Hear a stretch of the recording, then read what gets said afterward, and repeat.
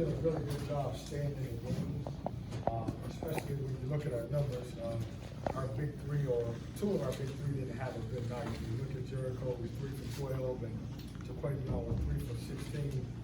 We came out, wanted to mix some stuff up, kind of throw them off a little bit, make them unbalanced a little bit or uncomfortable.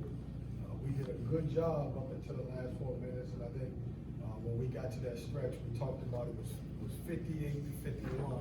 I don't know exactly how much time was left in the game. They were going to the free throw line, and we knew we had to get stops, and we didn't get to stop that stretch, and I don't think we scored since then. So, tough night for us offensively. If we don't have 3 of 3 that plays well, it's sometimes hard. And then when you look at our starters, Jericho goes 3 for 7, and Kevin goes 3 for 16, and then Casey Marcel goes 1 for 7.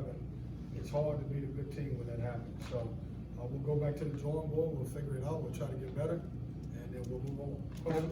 Kevin, what did they do defensively to shut down Jaquavion in the second half? I don't think he scored. I know he didn't score in the second half. Yeah, I just think he had one of those nights where he don't make shots. And listen, this kid's been a super freshman for us, man.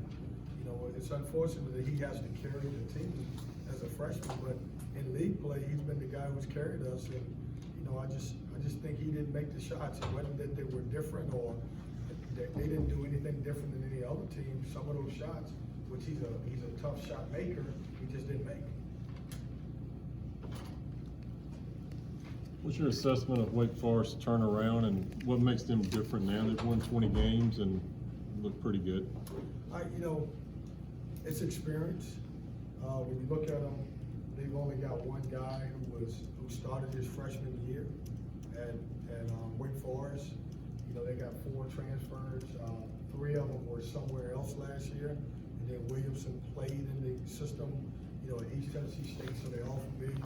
I just think when you look around college basketball and you look around our league, the teams that are older are finding a ways to win, with the exception of Duke. Duke's got so much talent.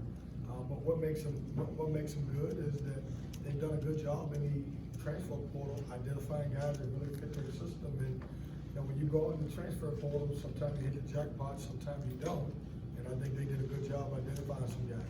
Kevin, on that note, do you think that Steve's kind of setting the template in modern day college basketball for how to rebuild quickly through the portal?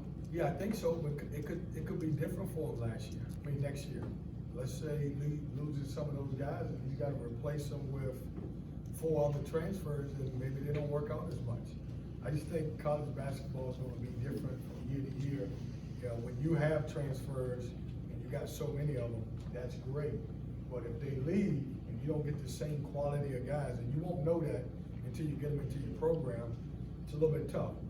If you're going to ask the question about this year, of course, it looks like he's done a great job there, and I think he has. Coach, what did you see as the biggest problem for your team in that 16-0 run by Wake? I just think we didn't make shots, and then we let it get away from us. We were, with that 16-0 run, we had 51 points at that time. I think it was 58 to 51. We didn't make shots. We didn't move the ball enough. We didn't make shots, and then it got away from us. Yeah. If you watch the game, everybody knows it was a little bit closer than that. But obviously, the end result is it is what it is. Kevin, he went 3 for 3 in the first half. Obviously, he's still dealing with the injury, but was that what played into him only playing 3 minutes in the second half? Yeah, he's on restriction, and honestly, during the game, he probably played too many minutes. He was asking to come out of the game. He was hobbling a little bit, and so he hasn't practiced in the last couple of days. He's been on load management. We're just trying to get him to games because we don't have any depth, and so I thought he played well, but he couldn't go. He ran out of gas, and then certainly his leg was bothering him. So. Kevin, given your depth issues and how hard they have to work on the defensive end, especially inside, how much do these late game problems that you guys have had come with fatigue and basically, like you said, running out of gas? Yeah, I think you can point to that sometime, but our guys didn't shoot the ball well in the first half, and so it's no secret if those 3 guys are not having a good night, it's going to be a long night for us. We did a good job because I think the zone kept them off balance, and we didn't let the score get away from us. When you look at it, it was 31 to 28, in the first half. We didn't score much, but neither did they. I think it took them back a little bit. They didn't score a lot. And then once they got going scoring, we didn't have enough because we didn't play well to be able to score to match those guys. And so at the end of the day, my team was never gonna win a game if I scored 51 points. I thought we did a good job. Wake Forest comes into the game averaging about 80 and also get close to 20 fast break points. We did some good stuff, but our offense wasn't clicking enough to be able to win a game. Coach, Sebron was rolling for most of the second half, being able to get downhill off that high ball screen. When Wake was trapping more and hedging more, it kind of stalled your offense. What do you think the guys around him need to do better to keep Well, it close? we have to do a good job of moving the ball, and I think what they did, not so much trap, they hard hedged on him. And we gotta be able to spray the ball to the other side and get it back to him. But our guys wasn't rolling enough. At the front of the rim, we didn't get enough rolls. We came out and started the second half, we ran a great play. We threw the ball into Jalen, and then he gets a shot block, he's wide open. And so what happens is our guards lose a little confidence because those guys are not catching the ball.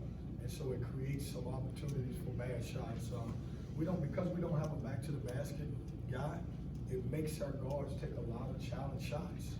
Just because that's the only way we score the basketball. I thought he did great in the second half. I did. I thought he was in attack mode. And they did a good job late in the half making sure he wouldn't get easy baskets. Coach, after the game, it seemed like some of you guys lingered on the court, and probably more defeated than I've seen in most of the year. Is the frustration starting to pile up on these guys with close losses? How do you kind of keep them engaged in the final month of the season? Well, we gotta take the positive. For 36 minutes, it was a good game. And then the last 4, it wasn't. And we have to take the positive. It's a long year. You get into February, it's long years of basketball, any sport that's been going on for a 2 semester sport. They're competitors in that locker room. They don't like losing. And, obviously it's a little frustrating. It should be. I would be bothered if they wasn't frustrated. But obviously, we gotta keep on plugging and we gotta try to figure it out. First time you guys are 3-11 for you. Yep. Do you even bother showing them the standings as a motivation? You've always educated me on motivation this generation. Like, do you say to them, hey man, we don't want to be in last place? That's not something we want. Joe, we talk about it. We concentrate on the next game. When you talk about, trying to figure out, man, how to stack one game on another. I think when you get up, if you're, let's flip it and say we were 11-3, we would talk about, obviously, we're in a position to try to win a conference championship. But I think when you get behind, I've kind of stayed away from, the negative part of it. I want to be as positive as I can with these guys because I think they need positivity. They're a little bit sensitive. They should be. So I don't put the extra pressure on them saying, hey, you're gonna be last place, because I don't think they can handle that. Sensitive to us or the outside or? Just each of them. I don't know how much they get into what you guys say or what anybody say. I just, I'm sure they're competitors in that locker room. Most of those guys have come from winning programs. We've been able to win here every year with a winning conference record, and it's a little frustrating from that standpoint, but I don't know. That it for Coach?